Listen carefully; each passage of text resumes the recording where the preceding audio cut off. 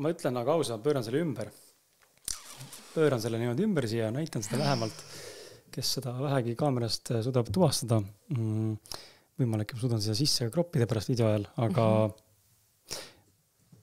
ma ütlesin sulle seda enne ka ja ma ütlen sulle uuesti. Ma ei ole näinud ilusamat raamatut. Nii suur tänu, aitäh sulle.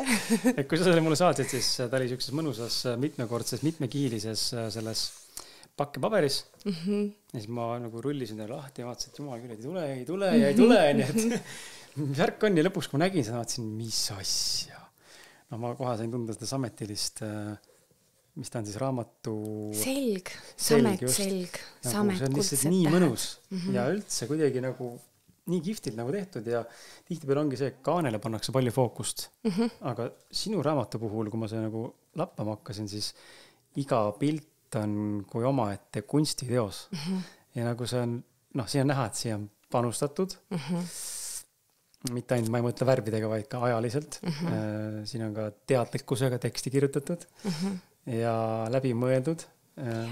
Ma olen nagu siiralt positiivselt nagu mõne mõttes üllatu, ma olen ise 3 raamat välja olnud, aga ma ei ole selliseid asju ise nagu veel teinud, eks ole. Ja ma olen lappanud teiste inimeste raamatuid, kes mõnikord ka teevad nagu erilisema nagu raamatu mingisuguseid.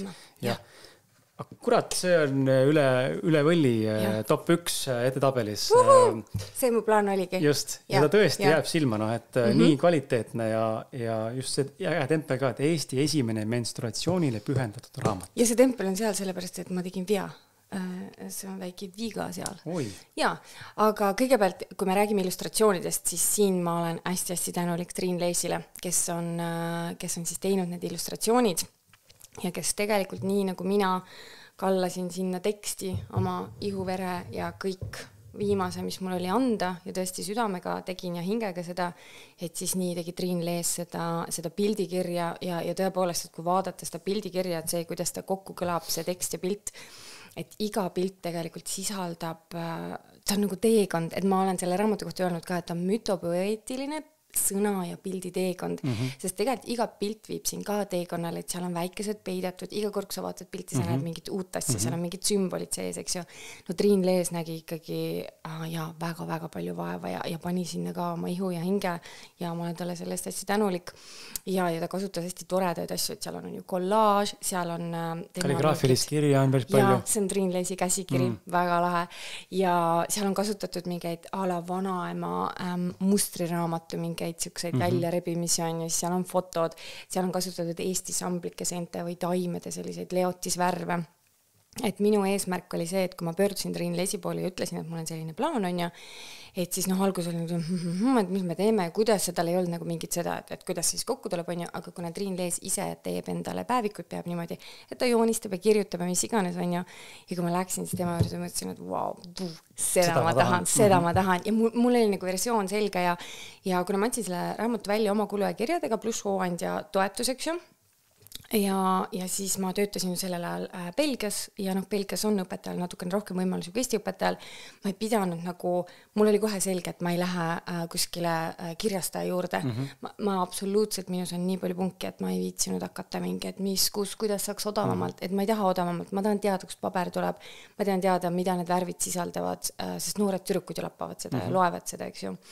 Ja kõik see oli tõesti nagu ma Greifiga pidasin, ma mäletan mitu kuud ikkagi neid läbirääkimisi, et mis tuleb ja kuidas tuleb ja ma sain nagu valada kogu oma loomeväe sinna, et tõesti teha nagu uhke ja miks see on nii uhke, ma tahtsingi seda narratiivi muutust Eestisse tuua, et kui tütarlaps võtab selle raamatu kätte, nii nagu sina ütlesid, aitäh selle komplimendi eest, see võtab selle kätte ja vaatab, et wow, et kas nii äge ongi menstrueerida või et kas naiseks kasvamine on nii äge, et tuua see stigma ja tabu nagu välja, miks see kleep seal peal on niimoodi, et vaata, kui sa võtad seal kleepsu ära, siis mina andsin raamatu välja niimoodi, et mina ju teadsin, millest raamat räägib, et mis siin veel nagu mõista on ju.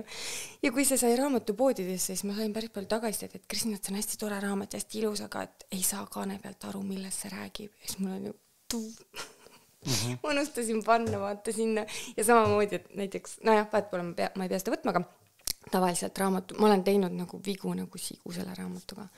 Et tavaliselt raamatu taha ju pannakse vaata see, et kes ma olen on ja millest see raamat räägib ja mina mõtlesin, et meie küll ei pane, meil on nii ilus illustratsioon peal, et miks me peaksime sinna mingeid asju panema. Või noh, need väiksed kleebised, et ala, et see on eetiliselt, eks ju, toodetud paber ja blablabla. Aga noh, nii juhtus on ju ja ma lihtsalt nagu, see tuli lihtsalt sellise hoo ja nagu mingi rõõmuga, et lihtsalt laua peal. Jah, et kui ma esimest korda ka seda pealkirja lugesin, ega siis pealkirjast Kuukiik ei ütle mitte midagi. Et kui sa oled seda raamatut Sirvind lugenud, siis sa juba saad aru. Aga ma arvan, et see kleebise pealepanek on ülihea täiendlüke. See on see kala pealkiri. Absoluutselt, ja. Ja ma mõtlen selle peale, kui mina olen juba nii mõne mõttes ekstaasis ja ma ootan, millal saaks oma tütre lugema hakata. Ma näitsin talle siin üks päev neid piltesid ja tegelikult ma lasin talle lahti pakkida uuesti. Kui ma tegin ta lahti, ma vaatasin, issand, see on nii äge, ma lasen lapsel ja naisega lahti pakkida uuesti. Ja panin samamoodi tagasi kinni. Ja siis nad avasid teist kord ise uuesti seda ja siis nad tütar nagu ja naine vaatasid pilte ja siis ma mõtlesin, et mis hetkest nagu peaks talle saaks ta lugema hakata, sest ma nägin, et hetkel ta veel ei suuda nagu kuulata. Ja seal on muidugi mingid tekste, mida 6-aastane võib-olla ei suudagi vastu võtta, sest ei polegi võib vaja. Aga kellele see raamat on, mis vanusest tütarlastele see mõeld on ja kas üldse ainult tütarlastele või on ka tegelikult naistele endale, saad midagi uut põnevat teada saada, sest et noh, mina mehena läksin ekstaasi ja ma ei kujuta ette, kuidas reageerib üks tütarlaps või naine, kes selle nagu teemaga kursis võib-olla on või nagu tunneb huvi sellesse vastu. Ja, no minu see, kui ta nagu tuli alla, et niimoodi minu juurde, et ma nagu ei punnitanud seda kuidagi välja, ta lihtsalt saabus minu juurde ja siis mul tekkis tohutu vastutus ta väljale panna. Aga ta on mõeldud enam-vähem ikkagi siuke 9-14, ütleme 15, selline tütarlaps, kes kõige parem oleks muidugi see, et tütarlaps saab ta kätte siis, kui ta veel ei veritse. Sellepärast, et noh, minu kogemus näitab ka, et kui see veritsus on juba peale tulnud, see on juba tabu ja nii, aga et enne veritsus seal 8-9 on tütarlaps hästi avatud ja võib-olla see mütopoeetiline natuke selline muinasjutulikum lähenemine kui mingisugune anatoomiline, et see ka nagu kutsub teda, ma kutsun kaasa tütarlapse nagu rännakule, eks ju sellega, aga samas, et kuna ta ikkagi on mütopoeetiline, siis tegelikult ma olen saanud hästi palju tagasisidet naistelt, emadelt, vanaemadelt, kes on öelnud, et ma varavisin või tervendasin ära oma teismelise selle šoki aja, kus ma ei teadnud seda infot. Või näiteks vanaemad on rääkinud, et ma ostsin selle lapselapsele, aga ma olin ise täiesti šokis, ma ei teadnud mitte midagi, on ju. Või ma olen isadelt saanud kirju, et taevas küll, et ma olen vanaisa, mul on 3 tüdrukut lapselast juba, on ju, ja endal 3 tütart. Ja ma ei osanud nende jaoks olemas olla. Ma ei saanud üldse aru, mis neil toimub. Ja et noh, et ma pidin 2 korda seda raamatut lugema, et nagu mis asja, et kas päriselt. Et ühesõnaga ta on sellise laia ampluaaga, aga see sihtgrupi teravik on seal 9 kuni ütleme 13-14. Ja väga tungivalt. Te mõtlen, võib-olla õnnestub seda nüüd otsustad sina, aga äkki õnnestub meil praegu siin ekraanile siis järelvaadates inimestele panna, ma ei tea, kas või landscape formaadis mõned leheküljed lihtsalt silme ette. Niimoodi pisteliselt. Ma just näitan, mõtlen, et läheks nagu lähemalt seda ka. Et aga ma tõesti tungivalt soovitan, minge vaadake, on koduleht oli kuukiik.ee. Kuukiik.eu on. Minge vaadake, seal on tegelikult ka informatsioon rohkem juures ja nagu päriselt. Ja sooduskood on ka Kris Kala, väikesed tähed kokku kirjutatud. Tehke see investeering päriselt. Mina mehena, no ma olen üldse imelik mees, ma saan sellest aru ka võib-olla selle koha pealt, et mitte kuidagi ennast nagu ülistades, aga teistpidi endale õlale patsutades ülistades, et ma olen see, kes tunneb huvi sellist teemadest rohkem kui keskmine Eesti mees või võib-olla isegi olen see eliit 1 väike protsent. Mul on tohutu huvi, et aga ma tõesti usun, et naisterahvastel ja tütarlastel ei tohiks küll olla mingit küsimust, et kas see on põnev või mitte põnev ja kas annab midagi uut mulle teada või mitte teada, kindlasti annab ja kindlasti on põnev ja ta on visuaalselt nii ilus lihtsalt, et see tekitab mingi siukse ma ei teagi, teistsuguse kohe tunde. Ja see tegelikult oligi minuga see eesmärk, et tõsta see teema troonile, et tõsta sellest mingist pimedusest ja vastikusest ja nagu eemale tõugatusest või sellest kõigest allasurutusest ta nagu troonile, et hei, see on maailma kõige ägedam asi on veritseda, on ju, et me oleme kõik siin tänu menstruaalverele. Menstruaalveri on elu eliksir, see on see, kus me kõik oleme alguse saanud nendest menstruaalvere sees olevatest tüvirakkudest. Et inimese vundamentide vundament on ju. Ja et mis nüüd siis valesti läks, et kuidas me siis nüüd selle niimoodi pimedusse oleme surunud. Et ma loodan, et see raamat seemendab ka Eestis väga palju menstruaalteemalisi raamatuid kirjutama. erinevatest vaatepunktidest, eks ju, minul on mütopoeesia, aga et võib-olla natuke kas siis teaduslikum lähenemine, võib-olla natuke rohkem vanematele tütarlastel on ju kõik need seksiteemad, mis tulevad sinna juurde, lisaks keha arengule, et ma loodan, et ta saab olema selline seemenduslava. Ma loodan, et ta on seemenduslava, aga samal paneb punkti sellele, et mitte keegi teine kirjuta rohkem, sest ei ole vaja. Sa katad kõik ära tegelikult, et ei ole vaja rohkem midagi täiendada järgmise 10 aasta jooksul või 20 aasta jooksul. Just niimoodi. See saab sellest vaata nagu selle raamatu žanri või teemaline monopol raamat. Jah, no nii, väga tore mõte. Just, aga ma tahaks teada seda, mis sina ise õppisid raamatu kirjutamise käigus. Tihti ikkagi autor ise õpib ka väga palju.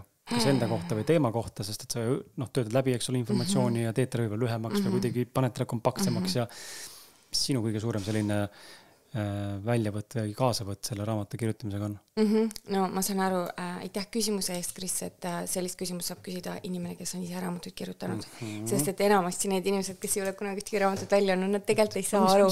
Et mis siis on, et et kaaned ja raamat ja paber ja mis seal taga on, et see väli, mis seal taga on. Ma õppisin hästi palju.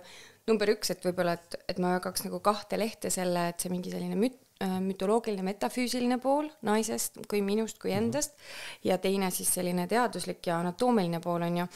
Kui ma ütlesingi, juba mainisin seda sõna, et ma ei olnud kunagi ennem, eks ju, et kuna see raamat kasvab välja minu enda valust ja minu enda menstruaalprobleemist, et siis ma ei ole, kui ma hakkasin seda teemat nagu uurima ja vaatama, ma ei olnud kunagi niimoodi mõelnud, et menstruaalveri on siis, eks see elueliksiir, vundamentide vundament on ju.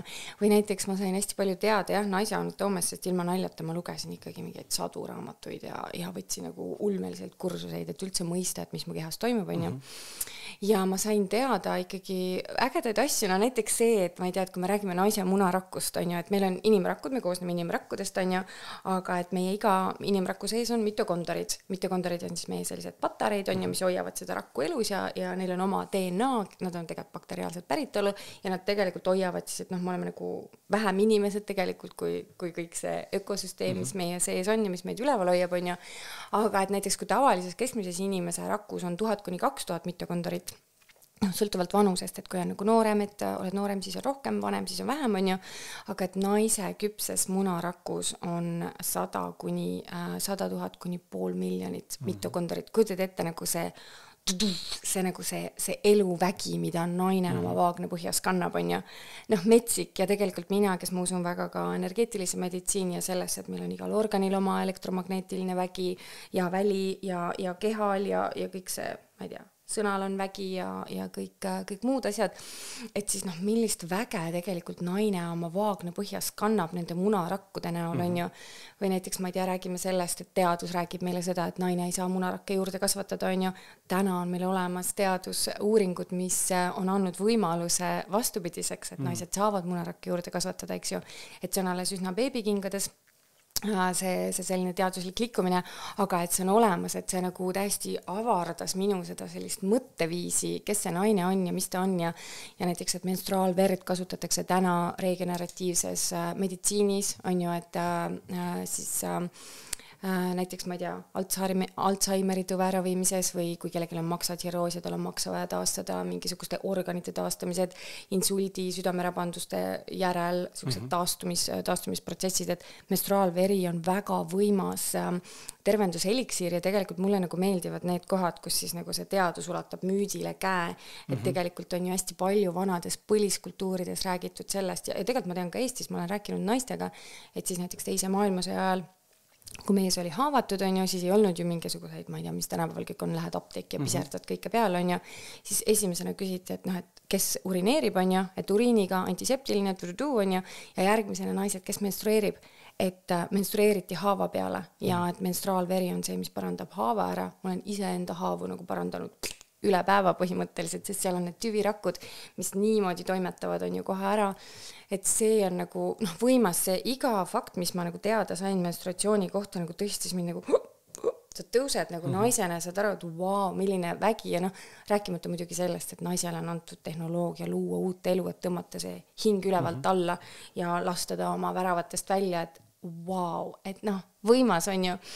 Ja näiteks kui minna sinna metafüüsilise poole peale või sellise nagu mütoloogilise poole peale, et siis jah, et kõik see selline, ma ei tea, et vanasti jah, räägime seal mingi 25 000 aastat tagasi, 30 000 aastat tagasi, et kui me räägime ajalootundidest, siis meile räägitakse ju, et a la Mesopotaamia ja Vana-Kreeka ja Egiptus ja need olid esimesed tsivilisatsioonid, aga tegelikult ma nagu sattusin hästi sellisesse mõnusaste jänkurgu, uurides ka seda antropoloogilist tausta, on ju, et tegelikult enne, kui meie ühiskonnad hakkasid minema patriarhaadi nägu, on ju, et tegelikult siis ju kummardati ikkagi seda looduse ema või emakest loodust ja tema tsüklilisust ja et paljud siuksed iidsed kultuurid, nagu näiteks tänase Lõuna-Türgi alal, Çatalhöyük ja need olid puhas matriarhaat ja nagu tõesti nagu peeti seda naise tsüklit hästi pühaks ja hästi oluliseks ja mõisteti, kuidas see on elu algus ja viljakus ja kogu nagu ühiskonna tervis tuleb sealt, on ju.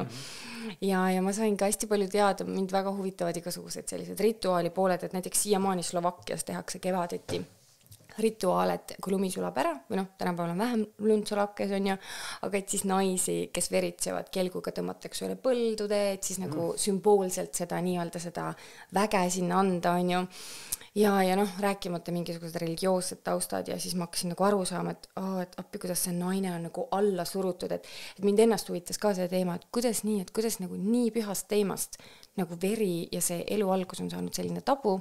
Nagu täna on. No täpselt nagu täna on ja me elame ikkagi kristlikus kultuuriruumis ja me läheme tagasi ikkagi piiblisse, et seal on korralikult öeldud, naine on roojane ja räpane ja pühakotta ei lähe, kui ta veritseb, on ja kui sul on ikkagi 2000 aastat seda räägitud, siis naine hakkab seda, see on meie kontides. See teeb oma töö. Et see teeb oma töö kergelt ära, on ju, ja sa oled nagu programmi all ja niimoodi ongi, et kõik on nagu alla surutud, et kui me vaatame ka, et ühiskond, et meie ühiskonnad on ju arenenud ilma naise hääleta ja ma hakkasin muidugi mõtlema hästi palju tagasi oma mingisugusele keskkooli ajal, et kui ma olin keskkooliõpetaja, kui sa mõtled, et mul tuli õudusega, mul tõusid juuksed püsti, ma mõtlesin appi ja ma tahaks vabandada kõikide õpilaste ees, et ma tõsimeeli õpetasin kirjandust, mis oli enamasti 95% ulatuses kirjutatud valge keskealise mehe poolt. Et nagu mida me programmeerime koolis, et kuidas on niimoodi juhtunud, et me oleme lihtsalt võtnud ühe hääle välja ja tegelikult selle hääle, kes on elu looja, me oleme elu looja hääle välja võtnud ja nagu kultiveerime ja nimetame seda siis hariduseks, on ju.